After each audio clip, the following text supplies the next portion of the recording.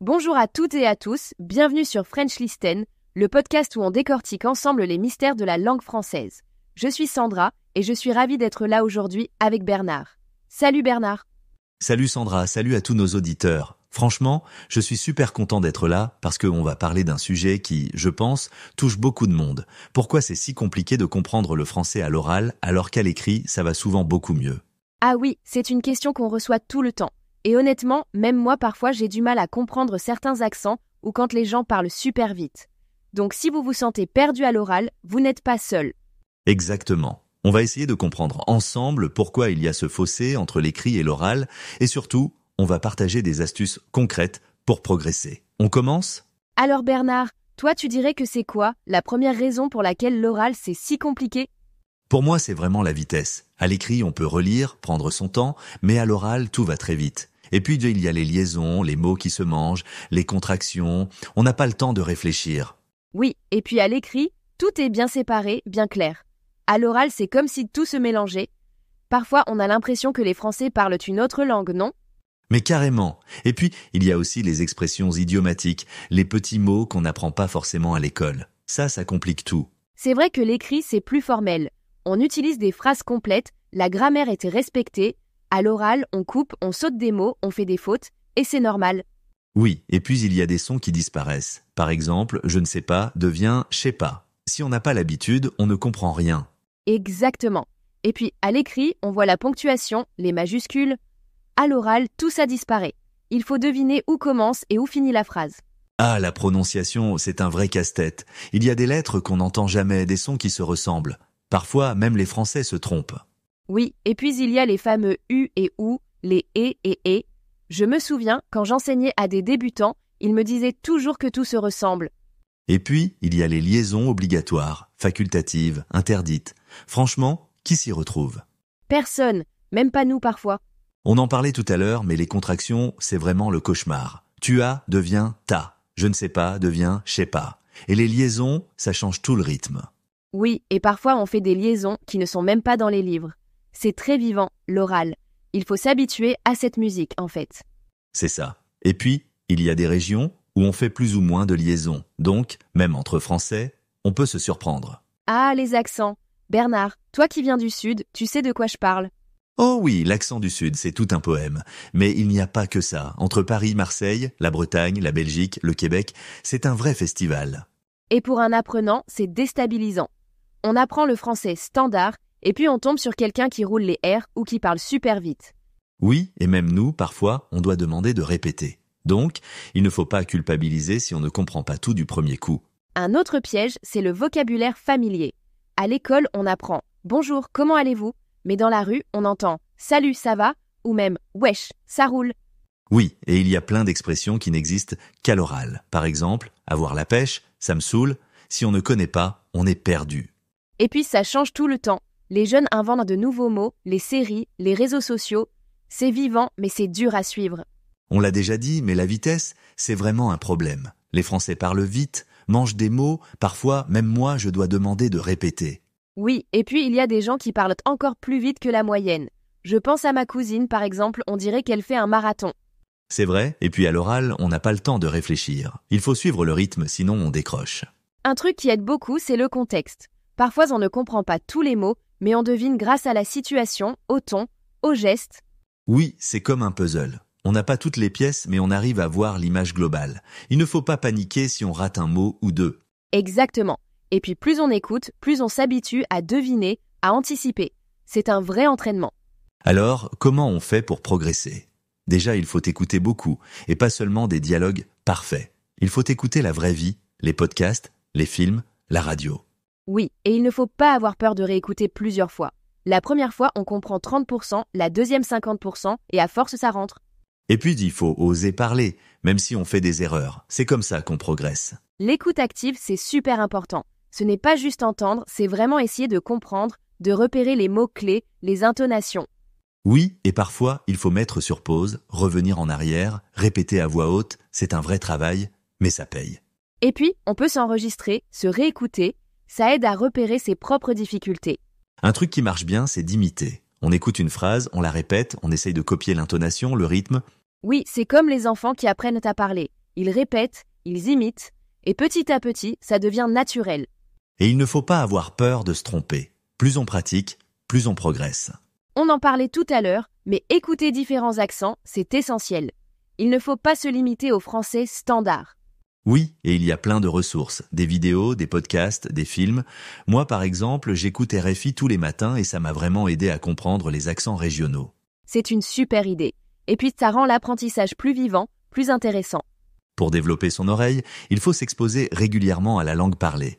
Pas seulement en cours, mais aussi dans la vie de tous les jours. Films, podcasts, conversations. Oui, et pratiquer l'écoute active, comme on disait, c'est vraiment la clé. Répéter, s'entraîner, ne pas hésiter à revenir sur un passage difficile. Je le disais tout à l'heure, mais écouter RFI chaque matin, ça m'a vraiment boosté. J'ai fini par comprendre des accents que je ne comprenais pas du tout au début. C'est une question d'habitude, en fait. Et il ne faut pas se décourager. Au début, c'est difficile, mais à force, on progresse, c'est garanti. Il y a une différence entre la compréhension passive, comme la lecture, et la compréhension active, comme l'écoute. C'est normal d'avoir plus de mal à l'oral. Oui, et il faut se familiariser avec différents accents, différents registres. Plus on s'expose à la diversité, moins on bloque. Et surtout, il faut être patient et persévérant. J'ai rencontré plein d'apprenants qui pensaient ne jamais y arriver, et finalement, avec le temps, ils ont fait d'énormes progrès.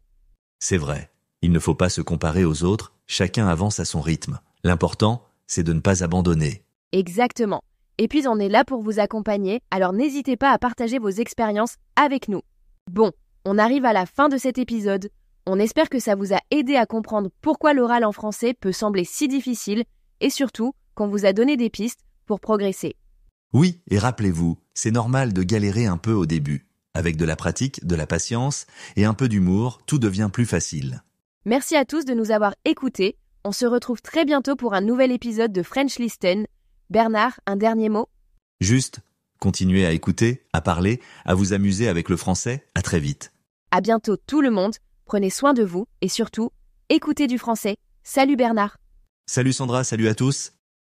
Ne partez pas encore. Regardez maintenant la deuxième partie de l'épisode, elle vous réserve encore plein de conseils utiles et de surprises. Et si ce podcast vous a plu, pensez à vous, s'il vous plaît, abonner et à cliquer sur j'aime pour nous soutenir. À tout de suite dans la suite de l'épisode. Bonjour à tous et bienvenue dans French Listen, le podcast où on décortique ensemble les vraies difficultés de l'apprentissage du français. Nous poursuivons la discussion commencée dans l'épisode précédent. Si vous ne l'avez pas encore écouté, je vous recommande vivement de le faire avant de continuer. Dans cette deuxième partie, nous allons approfondir le sujet et partager avec vous de nouvelles idées et conseils pratiques. C'est parti. Je suis Sandra et je suis ravie d'être là avec Bernard, comme toujours.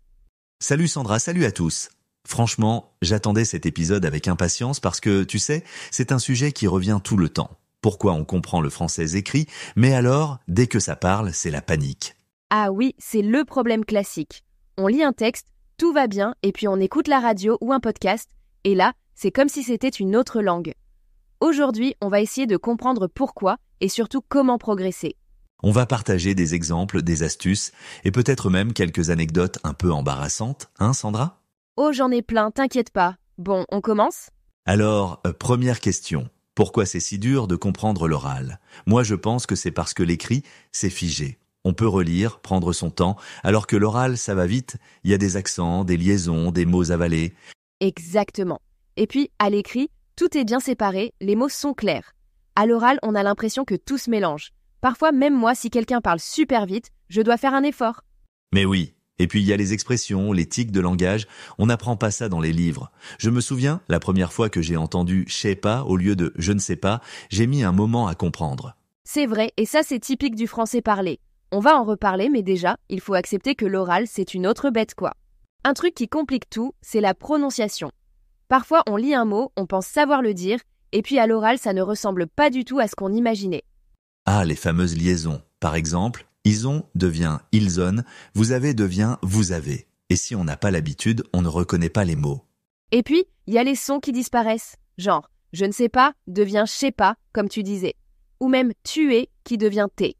C'est pas écrit comme ça, mais tout le monde le dit. Et parfois, on avale carrément des syllabes. Je te le donne devient je te le donne. C'est pour ça que l'oral, c'est un vrai défi. Un autre truc, c'est la vitesse. Les Français, on parle vite, c'est pas un mythe. Et on ne s'en rend même pas compte. C'est clair. Et puis, on coupe les mots, on fait des pauses bizarres. Pour quelqu'un qui apprend, c'est super déstabilisant. Moi, j'ai des élèves qui me disent « Mais vous pouvez parler comme dans les CD ?» Ah oui, le fameux français de CD, tout lent, tout articulé. Mais dans la vraie vie, personne ne parle comme ça. Non, jamais. Et c'est pour ça qu'il faut s'entraîner à écouter du vrai français, pas juste des dialogues de manuel. Un autre point, c'est le vocabulaire. À l'écrit, on utilise des mots plus formels, alors qu'à l'oral, c'est bourré d'expressions, d'argot, de raccourcis. Oui, et parfois, même entre régions, ça change. Un Parisien ne parle pas comme un Marseillais, ni comme un Québécois. Et puis, il y a les expressions du quotidien, genre « ça roule »,« t'inquiète »,« bof ». Et ça, on ne l'apprend pas toujours à l'école. Faut écouter, observer, et parfois oser demander « ça veut dire quoi, ça ?» Exactement. Et c'est normal de ne pas tout comprendre au début. Même nous, parfois, on découvre des nouveaux mots. Du coup, la solution, c'est quoi ? Pour moi, c'est l'exposition. Faut écouter du vrai français, le plus possible. Podcast, film, conversation. Oui, et pas juste une fois de temps en temps. Faut que ça devienne une habitude. Même si on ne comprend pas tout, c'est pas grave. Le cerveau s'habitue petit à petit. Et puis, faut pas avoir peur de réécouter plusieurs fois. Moi, quand j'apprenais l'anglais, je réécoutais les mêmes dialogues en boucle. Au bout d'un moment, ça rentre. C'est vrai. Et parfois on comprend un mot, puis une phrase, puis tout le sens. C'est progressif, faut être patient. Bon, on a parlé des difficultés, mais on va pas vous laisser comme ça. On a quelques astuces à partager. Déjà, écoutez des podcasts adaptés à votre niveau. Pas la peine de commencer direct avec des débats politiques à la radio, hein. Oui, et utiliser les sous-titres, c'est pas tricher. Au contraire, ça aide à faire le lien entre l'écrit et l'oral. Et puis vous répéter à voix haute, ça aide aussi à s'habituer au son.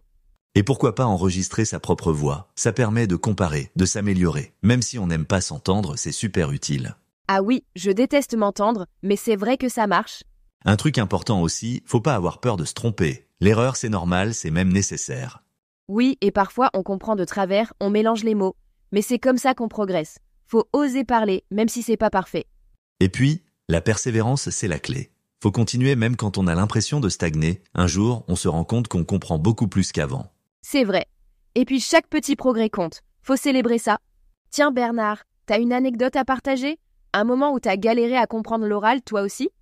Oh, plein.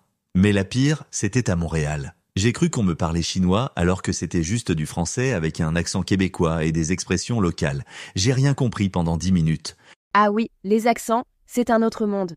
Moi c'était à Marseille. J'ai mis du temps à comprendre peu cher ou gavé. Mais bon, à force d'écouter, on s'habitue. C'est ça. Faut pas se décourager. Et puis, ça fait des souvenirs drôles à raconter. Bon, on arrive à la fin de cet épisode. On espère que ça vous a rassuré et motivé à continuer à écouter du français, même si c'est difficile au début. Oui, vraiment, ne lâchez rien. L'oral, c'est un défi, mais c'est aussi super gratifiant quand on commence à comprendre, et on sera là pour vous accompagner dans les prochains épisodes. Merci à tous de nous avoir écoutés. N'hésitez pas à partager vos propres expériences ou questions, ça nous fait toujours plaisir de vous lire. On se retrouve très bientôt pour un nouvel épisode de French Listen. Merci Sandra, c'était top comme toujours. Merci Bernard et merci à vous tous. À la prochaine. Salut tout le monde. Ne partez pas encore. Regardez maintenant la 3e partie de l'épisode qui vous réserve encore plus de conseils utiles et de surprises. Et si vous aimez ce podcast, n'oubliez pas de vous abonner et de cliquer sur j'aime pour nous soutenir. À tout à l'heure pour la suite de l'épisode. Bonjour à tous et bienvenue dans French Listen, le podcast où on décortique le français, ses mystères, ses pièges, et surtout, on essaie de vous aider à mieux comprendre la langue au quotidien. Nous poursuivons la discussion commencée dans l'épisode précédent. Si vous ne l'avez pas encore écouté, je vous recommande vivement de le faire avant de continuer. Dans cette finale partie, nous allons approfondir le sujet et partager avec vous de nouvelles idées et conseils pratiques. C'est parti! Je suis Sandra et je suis ravie d'être là aujourd'hui avec Bernard. Salut Bernard! Salut Sandra, salut à tous. Franchement, je suis super content d'être là. Aujourd'hui, on va parler d'un sujet qui touche beaucoup d'apprenants. Pourquoi c'est si facile de lire le français, mais alors, dès qu'on entend quelqu'un parler, c'est la panique totale ? Ah oui, c'est le grand mystère. On lit un article, on comprend tout, et puis on allume la radio ou on écoute une conversation, et là, c'est comme si c'était une autre langue. On va essayer de comprendre pourquoi, et surtout, comment progresser. Déjà, je pense qu'il faut dire que c'est normal. L'oral, c'est plus rapide, il y a des contractions, des mots avalés. Et puis, à l'écrit, on a le temps de relire, de réfléchir. À l'oral, tout va vite, et on n'a pas le bouton pause dans la vraie vie. Exactement. Et puis à l'écrit, on voit la ponctuation, les espaces, tout est clair. À l'oral, on a l'intonation, le rythme, les accents. Parfois même moi j'ai du mal à comprendre certains accents régionaux. Mais oui. Et puis il y a aussi le vocabulaire familier, les expressions idiomatiques. On n'apprend pas ça dans les manuels, ou alors très peu. Du coup, on se retrouve perdu quand on entend « ça roule » ou « t'inquiète ». Et puis, il y a les liaisons, les élisions. Parfois on a l'impression que les mots se fondent les uns dans les autres. C'est un vrai défi. Tu sais Sandra, je pense que beaucoup de gens ne réalisent pas à quel point le français écrit et le français parlé sont différents. À l'écrit, on utilise des phrases complètes, une grammaire correcte. À l'oral, on coupe, on saute des mots, on fait des fautes, et c'est normal. Oui, c'est vrai. Par exemple, à l'écrit, on va dire « je ne sais pas », mais à l'oral, ça devient « je sais pas » ou même « je sais pas ». Et parfois, on ne prononce même pas le « ne ». Et puis, il y a les interjections, les « e », les « ben », les « tu vois ». Ça, à l'écrit, on ne les voit jamais. Mais à l'oral, c'est partout. C'est ça qui rend l'oral vivant, mais aussi plus difficile à suivre pour ceux qui apprennent. Un autre truc, c'est la vitesse. Les Français parlent vite, c'est pas un mythe. Et plus on est à l'aise, plus on va vite. On avale les mots, on fait des liaisons. Oui, et parfois, même entre Français, on doit demander de répéter. Je me souviens, une fois, j'étais à Marseille et j'ai rien compris à la première phrase qu'on m'a dite. J'ai dû faire répéter 3 fois. Ah, Marseille, c'est un autre monde, mais c'est vrai, la vitesse, ça joue beaucoup. Et puis il y a la fluidité, on ne s'arrête pas entre chaque mot, tout s'enchaîne. Et ça s'apprend avec l'habitude, en écoutant beaucoup, en s'entraînant. On en a déjà parlé un peu, mais les contractions, c'est vraiment le cauchemar des apprenants. Tu as devient ta, je ne sais pas devient je sais pas. Et parfois, on va encore plus loin. Tu es où devient t'es où ou même t'es où, prononcé super vite, on entend à peine les syllabes. Et le langage familier, c'est pareil. On utilise des mots qu'on ne trouve pas dans les livres. Boulot pour travail, fringues pour vêtements. Oui, et ça, il faut l'apprendre en contexte, en écoutant des vrais gens parler, pas juste en lisant des textes formels. Un autre point, c'est l'intonation. À l'oral, on comprend beaucoup grâce au ton, à la façon dont c'est dit. Parfois, le sens d'une phrase change complètement selon l'intonation. Oui, et le contexte aussi. Parfois, on ne comprend pas un mot, mais on devine grâce à la situation, au geste, au regard. C'est pour ça que c'est important d'écouter des dialogues, des films, des podcasts, pas juste de lire des livres. Et d'oser demander quand on ne comprend pas. Même les natifs le font. Alors, comment on fait pour progresser ? Déjà, il faut écouter beaucoup, et pas seulement du français propre. Il faut écouter des conversations naturelles, des podcasts, des vidéos YouTube, des séries. Oui, et il ne faut pas avoir peur de ne pas tout comprendre au début. C'est normal, il faut s'habituer au son, au rythme, aux expressions. Et puis, répéter, imiter, essayer de parler, même si on fait des erreurs. C'est comme ça qu'on progresse. Et pourquoi pas enregistrer sa voix, se réécouter, ça aide à repérer ce qu'on ne prononce pas bien. Je crois que le plus important, c'est d'être patient. Comprendre l'oral, ça prend du temps. Il ne faut pas se décourager. Oui, et il vaut mieux écouter un peu chaque jour que beaucoup une fois par semaine. La régularité, c'est la clé. Et puis, il faut célébrer les petites victoires. Comprendre une phrase, un mot, c'est déjà énorme. Exactement, et il ne faut pas se comparer aux autres. Chacun avance à son rythme. Un conseil, c'est de ne pas se focaliser sur chaque mot. Parfois, on bloque parce qu'on ne comprend pas un mot, mais on rate le sens général. Oui, il faut apprendre à écouter globalement, à capter l'idée, même si on ne comprend pas tout. Et surtout ne pas avoir peur de demander de répéter ou d'expliquer. Et éviter de traduire dans sa tête. Plus on pense en français, plus ça devient naturel. Et s'amuser, regarder des films, écouter de la musique, c'est aussi ça, apprendre une langue. Bon, on arrive à la fin de cet épisode. On espère que ça vous a aidé à comprendre pourquoi l'oral est si difficile et surtout que vous avez trouvé des idées pour progresser. Oui, et rappelez-vous, c'est normal de galérer au début. Même nous, parfois, on ne comprend pas tout. L'important, c'est de continuer d'écouter, de pratiquer. On se retrouve très bientôt pour un nouvel épisode de French Listen. Merci Bernard, c'était super de discuter avec toi. Merci à toi Sandra et merci à tous ceux qui nous écoutent. À la prochaine. À bientôt tout le monde et surtout, continuez à écouter, à parler et à aimer le français. Salut! Ne partez pas encore, regardez maintenant la partie finale de l'épisode, elle vous réserve encore plein de conseils utiles et de surprises. Et si ce podcast vous a plu, pensez à vous s'il vous plaît, abonner et à cliquer sur j'aime pour nous soutenir. À tout de suite dans la suite de l'épisode. Bonjour et bienvenue. Alors, aujourd'hui, on se penche sur une question qui revient vraiment souvent chez ceux qui apprennent le français. Pourquoi est-ce qu'on arrive à comprendre, disons, un texte écrit, mais dès que quelqu'un parle, hop, on est perdu? C'est un peu le sujet soulevé par le titre d'une ressource qu'on a consultée. Comprendre le français écrit vs oral, podcast français. Pourquoi vous comprenez le français écrit mais pas l'oral? Bon, ce titre, il met vraiment le doigt sur quelque chose, non? Un décalage assez courant. Alors, essayons de voir ensemble pourquoi ça se passe comme ça. Ah oui, effectivement. Ce titre, il dit bien ce qu'il veut dire. C'est une réalité bien connue, l'écart entre, on va dire, la langue bien propre de l'écrit et puis la langue parlée plus fluide, parfois un peu, oui, déroutante. Cet écart est, il faut le dire, assez important en français. Et justement, la source liée à ce titre, elle explique certains mécanismes qui sont derrière ça. D'accord. Alors, allons-y. La source commence par parler de choses très sonores, si on veut, la phonétique. Elle parle des liaisons, des enchaînements, des élisions, des trucs qu'on ne voit pas forcément quand on lit. Concrètement, comment ça impacte l'écoute? Ça la rend plus difficile? Bah oui, c'est un point crucial. Prenons la liaison, par exemple. On écrit « ils ont », d'accord? Mais à l'oral, ça devient « ils ont ». Ce son Z, il n'apparaît nulle part si on prend les mots séparément. Ah oui, d'accord. Ou alors l'enchaînement, elle arrive. On le prononce souvent, elle arrive. La consonne finale du premier mot, elle saute pour commencer la syllabe suivante. Mhm. Et l'élision, n'en parlons pas, c'est partout. Le fameux je ne sais pas qui devient très très souvent je sais pas. Oui, ça j'entends souvent. Voire même je sais pas, dans un registre plus familier. Donc à l'écrit, on a des mots bien nets, bien séparés. Mais à l'oral, tout ça, ça fusionne. Ça se transforme un peu. Le cerveau, lui, doit suivre ce flux continu. Ce n'est pas une suite de mots bien sages comme sur le papier. Je vois. C'est comme si l'oreille devait apprendre à reconnaître ces fusions, ces liens un peu cachés. Ça demande un autre type d'entraînement, en fait.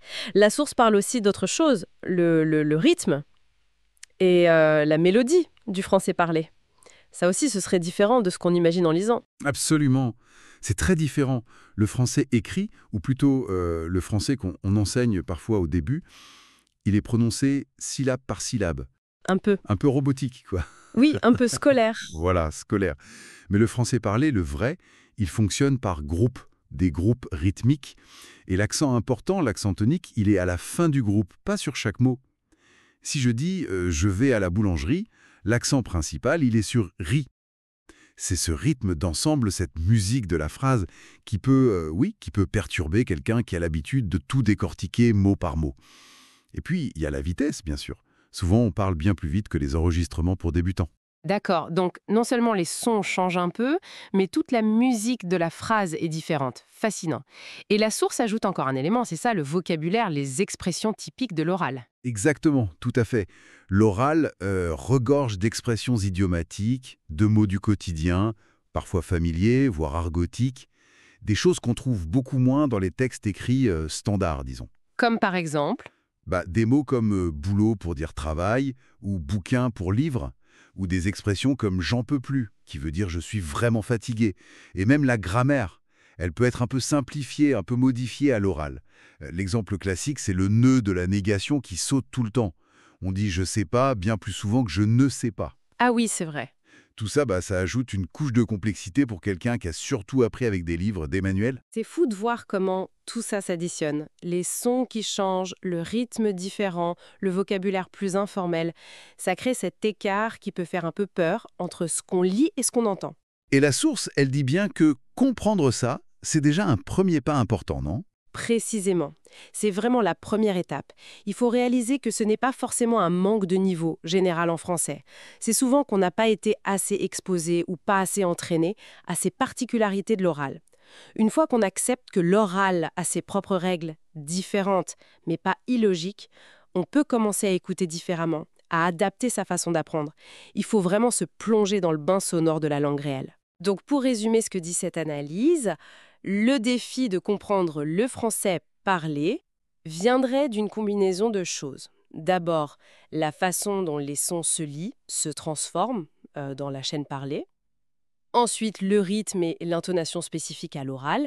Et enfin, l'utilisation de mots et de tournures de phrases plus informelles qu'on ne trouve pas toujours à l'écrit.